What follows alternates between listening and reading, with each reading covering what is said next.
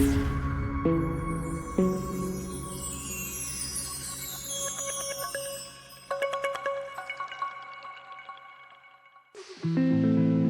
Desert Healthcare District and Foundation presents a podcast that supports your health and wellness where you live. This is Healthy Desert, Healthy You, hosted by Will Dean. Now, here's Will. Hello friends, welcome to another episode of Healthy Desert, Healthy You. My guest today is Gabriel.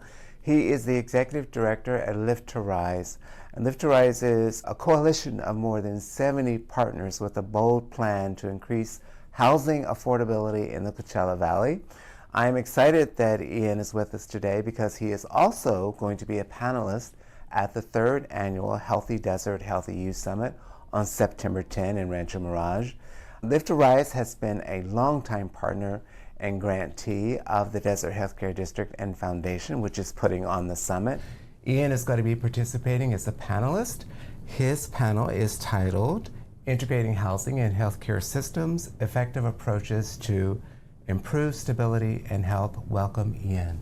Thank you, Will. Appreciate it. And I just wanted to thank the Desert Healthcare District and Foundation for your longtime support of Live to Rise and your longtime partnership. I'm happy to be here. Absolutely. I know you guys are doing such great work, so I'm going to start with a pretty basic, bold question. How do you define affordable housing? That is a great question because I think there are a lot of different definitions out there.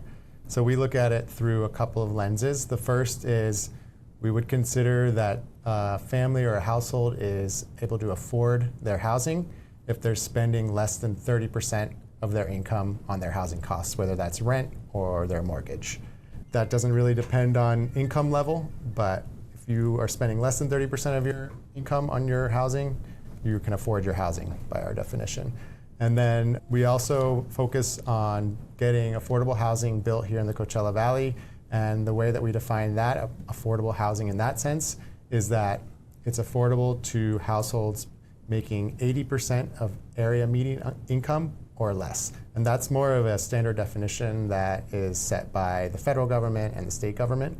But essentially, the area median income for Riverside County, San Bernardino County is set every year, and then we define housing affordability or affordable units as affordable to folks making 80% of that limit. So there's a specific income definition, but in general, when we talk about whether or not you can afford your housing, you're spending no more than 30% of your income on your housing costs. All right, thank you for that. And I was on your website, which I encourage everyone to visit. There's a lot of great information, livetorise.org.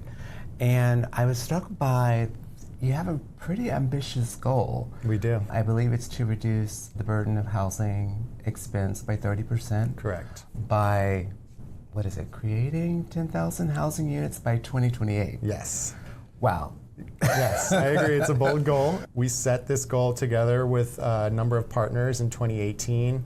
And the idea was to have a goal that would impact folks here in the Coachella Valley at the population level instead of, a small goal that would only impact a few folks. So yeah, the goal is producing 10,000 units of affordable housing over 10 years. Right now we're in the final 2 years of that 10-year span, and we've been making tremendous progress. So at this point, almost all of those units have been identified in terms of there's a plan for them. They're at some stage of the development process, ranging from the land is identified and there's a developer that we know is going to be working on that project, all the way to completed and with folks actually living in those units. So there's a whole range of different stages of the development process, and we're tracking development of units across all of those stages of development. And I will say, Live to Rise, we ourselves are not a developer, so we're not actually building the affordable housing ourselves. What we're doing is we're bringing together a coalition of partners, which includes developers, local cities, stakeholders, funders, to really work on a plan together to sort of combine our capacities and resources to see that goal move forward. And so it's really the contribution of a whole network of partners that has enabled that increase in affordable housing that we've seen. And just for context, prior to 2018, when we set this goal together, the Coachella Valley saw an average of about 38 units of affordable housing being produced per year. 38 per year, which means that in some years there was 0 or less than 38. other years more. Now our average sort of annual production rate is upwards of 1,600 units per year. So we've seen a tremendous increase, and it has a lot to do with the hard work of all of our partners and the coordination and collaboration that we've been able to steward as Lift to Rise is sort of the backbone of this initiative. So what I do know about Lift to Rise is that you guys are really great about bringing people together. You talk about the coalition of partners. Exactly. I've actually seen that. But the 10,000 units, so that's not all new construction, right? Most of it is, yeah. Most of it is, okay. Yeah. So we do include some sort of rehabilitation units, so older properties that need some repairs or need to be sort of renewed in terms of their affordability contracts, but predominantly new construction. Oh, wow. Yeah. That's really impressive. And it spans multifamily, it includes rental units, it includes single-family homeownership options, it includes mobile home parks and Polanco parks. So there's really a range and sort of a diversity of options of affordable housing that we would consider in our overall regional pipeline that we're tracking. Okay. Yeah. Let's talk about big picture of housing affordability in the Coachella Valley. What would you say are the major, or have been the major challenges, impediments to actually creating this type of housing? Yeah, so I would say the big sort of challenges are funding, obviously. Always. That's true across sectors for sure. I think when you get into what is unique about our region with respect to funding is, first of all, there's not enough funding at the state level or at the federal level for affordable housing to begin with. And to build quality housing using public sources of funding, which is generally how affordable housing in the state and across the country gets built, it ends up being more expensive than just regular market rate housing to build. But what using some of the public sources of funding allows for is guaranteed affordability. So the units that we're working on with our partners to get built, basically once a resident moves in, they're guaranteed to spend no more than 30% of their income based on their lease. And so it really ensures that the housing is actually affordable long-term for folks as opposed to being subject to market forces. But anyway, back to funding. The way the funding works in the state of California, generally speaking, for affordable housing is it's dispersed by the state through various programs. There's also local funding involved, some federal funding, but the bulk of the funding comes from the state. And the way that they distribute the funding is through different programs that have different rules. The programs that exist to fund affordable housing in the state of California often prioritize dense areas of the state, areas with a lot of public transportation infrastructure, places more like Los Angeles, the Bay Area, so the more dense coastal areas. On the flip side, areas like the Coachella Valley, which are inland, more spread out, have less public transportation infrastructure, often end up getting sort of the short end of the stick when it comes to funding from the state. And so a lot of the projects and the developers that are trying to build affordable housing often have a hard time competing for state resources. So that's one of the things that Lift to Rise is trying to address through our policy work at the state level, is trying to ensure that projects here in the Coachella Valley and the Inland Empire more broadly have their fair share of resources available to them to build affordable housing. So I would say funding is the key barrier. Another one is infrastructure. So this is especially true in the more rural parts of the Coachella Valley, eastern Coachella Valley, North Palm Springs, Desert Hot Springs, where obviously in order for a affordable housing development or any housing development to house people, you need access to electricity, you need access to water and sewer. And these are improvements that cost a lot of money to create and are not just there necessarily. So especially in the rural areas, we really need to work on building more what we call housing supportive infrastructure to enable the construction of affordable housing in some of those areas where there are a lot of folks and people living there that need housing, but the infrastructure just isn't there yet. So both the funding and infrastructure pieces are built into our action plan, which you had mentioned, and that's sort of our roadmap over the next 2 years to our finishing out our 10-year goal. And then just the last one, I would say, one of the things that I'm really proud of at Lift to Rise and the work that we do is that we really keep community residents at the center of our work. So I would say one impediment, which is pretty common, I would say, across the state to affordable housing development, it's not really an impediment to production, but decisions about funding and decisions about development usually get made by elected officials, funders, and community members are often left out of those decisions, even though it really impacts them on the day-to-day and their daily lives. We've really been intentional about including and incorporating residents, building up resident leadership. And we have a network of over 100 resident leaders active right now in the Coachella Valley that we've been working with for years, who are really the boots on the ground advocates for more affordable housing here in the Coachella Valley. They show up to planning commission meetings, city council meetings, they advocate in Sacramento with us for more affordable housing, and they're able to contribute ideas as to what is the housing that would actually make a difference in their lives, what is the kind of housing that they want to see, and then we're able to take that information and include it in our plan. So I think those three elements you'll see if you look at our action plan on liftrise.org. You'll see the resident leadership, the funding, and the infrastructure are really key elements. And then we also have a policy strategy and communications and narrative strategy as well. So we're working on all those issues all at once, all in a coordinated way with our partners towards getting to that goal. Wow. So affordable housing is more than just building an apartment building or a home. There's so much more involved. Exactly. I'm curious about the resident leaders. Is that a voluntary position, or are they paid, or? Yeah, so there's some opportunities for, we're very intentional about making sure that we compensate participants for participating in this effort, because they're taking time out of their day. Sometimes folks are traveling all the way from Thermal Oasis to our office in Palm Desert for events. And so, but the point I think really is we've identified folks that are really already active in their communities and are already community champions. And we're also investing in them in other ways as well. So we recently did what we called a Leadership Academy. So we ran 6-month training programs for these about 100 residents that participated. And we're able to essentially teach them skills about community organizing, civic engagement, public speaking, storytelling, ways that will really skills that they can use for advocacy for affordable housing, but also just other issues that they care about in their community, and then can use those in other outlets in their life. So we invest in the residents that we work with in several different ways. Oh, right. So it sounds like a great opportunity for people who are already advocating for community. Definitely. Okay. Yeah. And we have we call them committees by cities.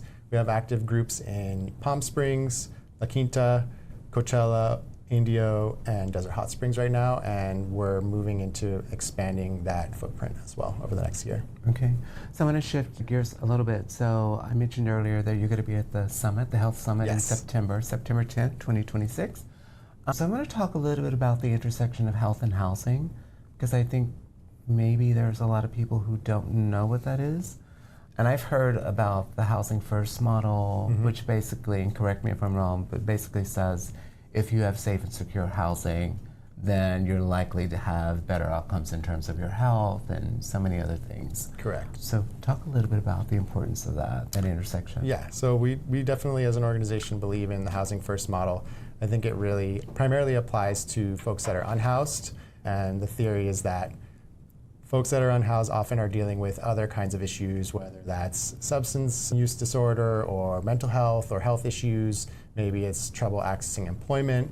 These are all issues that are not specific to housing necessarily, but it's a lot harder to find a job or deal with your addiction or get health treatment if you're not stably housed. So the Housing First model really says the first step that we need to take for these folks that have high needs and a lot of needs like that is get them stably housed, and then from there that provides that stable foundation for addressing those issues. So I think the Housing First model is very important, and there are definitely units that are underway, projects underway in the Coachella Valley that really rely on that model. I will also say that, like I spoke about earlier, in order to address this affordable housing crisis that we're facing in the state and here locally, we're going to need a variety of types of housing to actually meet the needs of everyone. Not everyone is going to need permanent supportive housing, which means a rental unit that's connected to healthcare and addiction treatment and other services. Some folks just need a little boost. Maybe the interim housing or something like the Palm Springs Navigation Center is what they would actually need just temporarily until they can get themselves on their feet to another situation. Other folks are not unhoused, but they're struggling to pay rent. And they're working families, teachers, hospitality workers, farm workers, folks that are really the backbone of the Coachella Valley economy that are really just struggling to afford rent. So we want to be able to create options for them as well, and they need affordable housing as well. So I think the Housing First model is really important, but it should be considered one tool in a broader toolbox of options that we have, and we need to. It's on us as a sector, as nonprofits and local governments and the state government to really provide folks with a broad array of options that can really meet everybody's housing needs. So that's kind of how we look at the pipeline of projects that we are tracking across the region. We want to make sure that it's not just one type of housing, because we know there's so many different kinds of scenarios and situations and folks that are in need of stable housing. Would you say that the majority of people in the Valley who are experiencing the housing burden are not the unhoused, but people who are just find it difficult to make those payments, pay that rent? And I would say it's predominantly folks, low-income households that are just seeing, housing costs continuing to rise.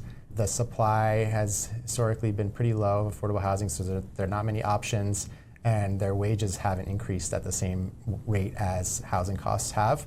Home ownership is also an important piece of the puzzle. We talk to community residents a lot. We do listening sessions and focus groups, and homeownership is something that comes up all the time.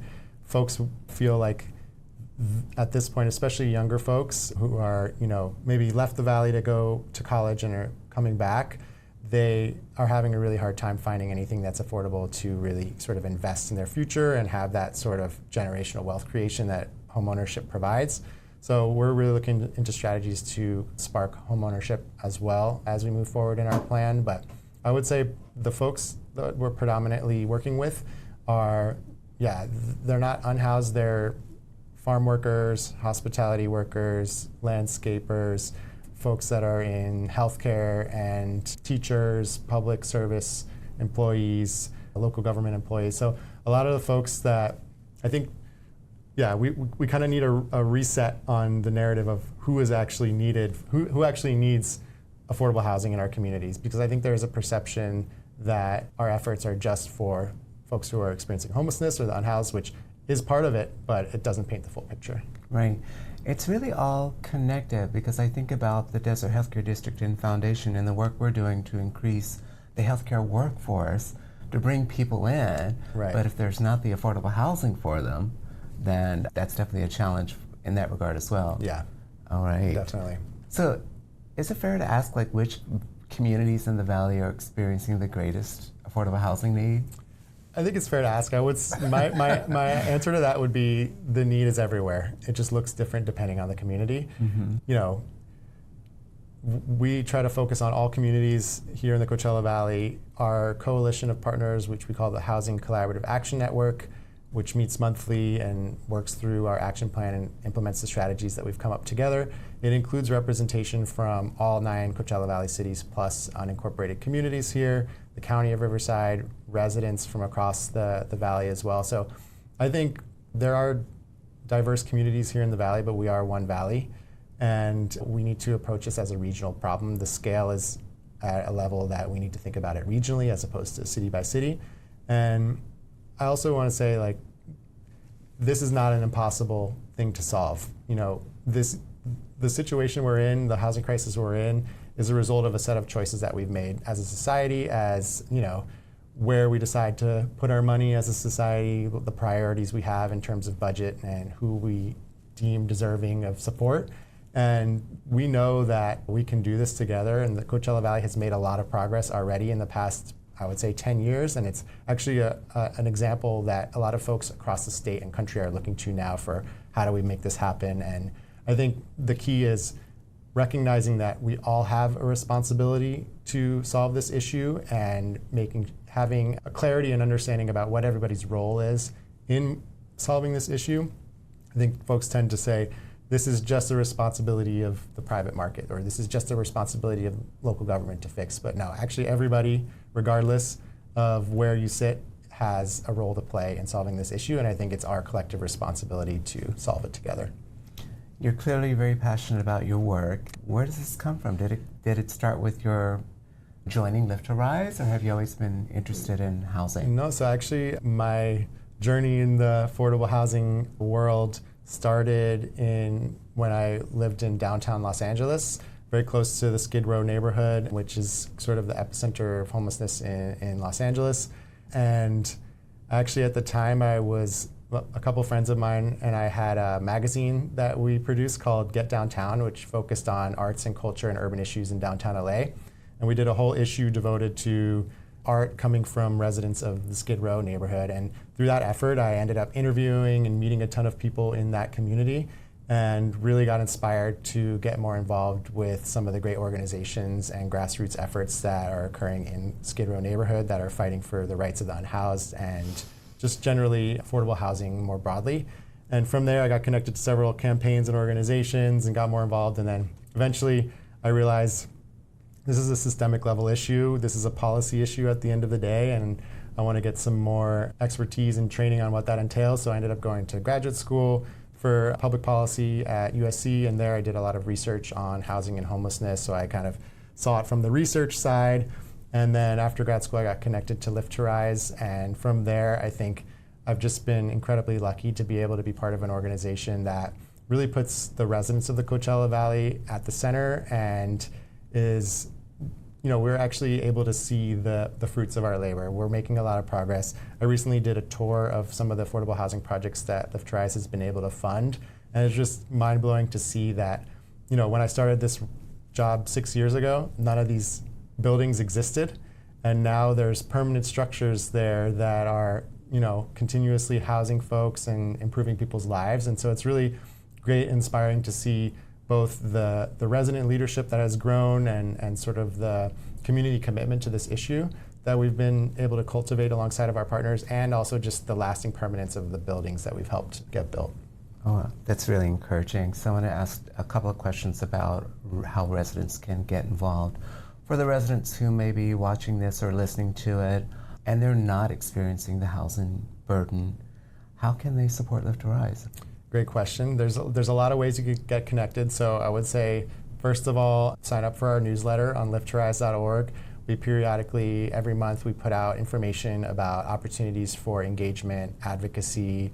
We recognize that folks have varying levels of capacity to be able to participate in efforts like this. Even if you sign your name on a petition for a state bill, that can make a lot of difference. But we also have opportunities for folks to join our resident-led initiatives, like the Committees by Cities, which I mentioned before, which would plug you into more direct advocacy at the local and state level. So that's one way. I think sharing our message on social media is another way that folks can really spread the word about our work.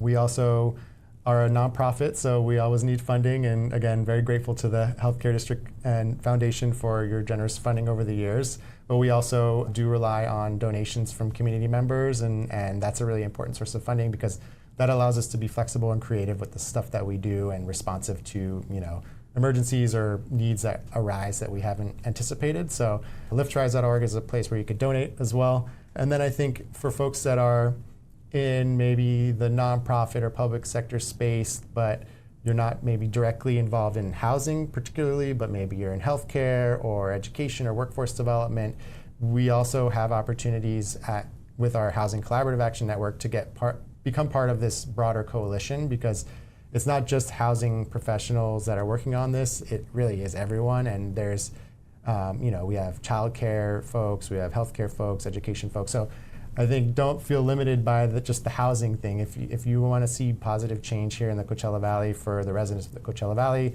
there's a place for you within our Housing Collaborative Action Network as well. So I think just go on our website and reach out, contact at lifttorise.org or info@lifttorise.org, and we'll get you in touch with the appropriate team member. Yeah, it sounds like you have a lot of opportunities for people to support. For people in the community, residents in the community who are experiencing that housing burden, what is the first thing they should do?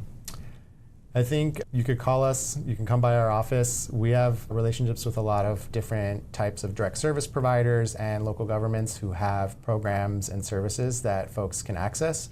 So we're kind of oftentimes sort of the front door. We don't often provide those services ourselves, but we realize it's very important to have those relationships with our partners that can provide those services, and we're often that sort of conduit for those relationships with residents. So I would say reach out to us. Also, a lot of the local governments here in the Valley have their own programs and services available for folks experiencing housing instability or who are unhoused. Palm Springs, for example, here where we are today, has some programs that folks can access that have been really effective over the years. And so I would say reach out to us or reach out to your local government. Excellent. Is there anything else that you would want our viewers or listeners to know about that I have not asked you? I would just say that, sort of reiterate what I shared earlier, is that this is something that we can do together and we can solve, and everyone has a role to play. And while it seems like an insurmountable challenge, if we go at it together in a strategic and coordinated way, which is how Lift to Rise does things, we can change the world together, and it's very possible to achieve what we need and make sure that our residents here in the Coachella Valley are thriving. It's a great note to end on. Thank you, Ian. Of course. Thank you for having me. Thank you, Ian, for being with us today. For more about the great work that Ian is doing, please visit lifttorise.org. And if you want to learn more about the summit coming up on September 10, please visit our website at healthydeserthealthyyou.com. Be well, everyone. Thank you for joining us on this episode of Healthy Desert, Healthy You. This podcast is a production of the Desert Healthcare District and Foundation in Palm Springs, California. For more information, please visit the website dhcd.org. Our annual conference site is healthydeserthealthyyou.com. This podcast is available at most major podcast portals, including Amazon Music, Apple Podcasts, Audible, Captivate.fm, Spotify, and YouTube Music. Thanks for listening. Be sure to subscribe.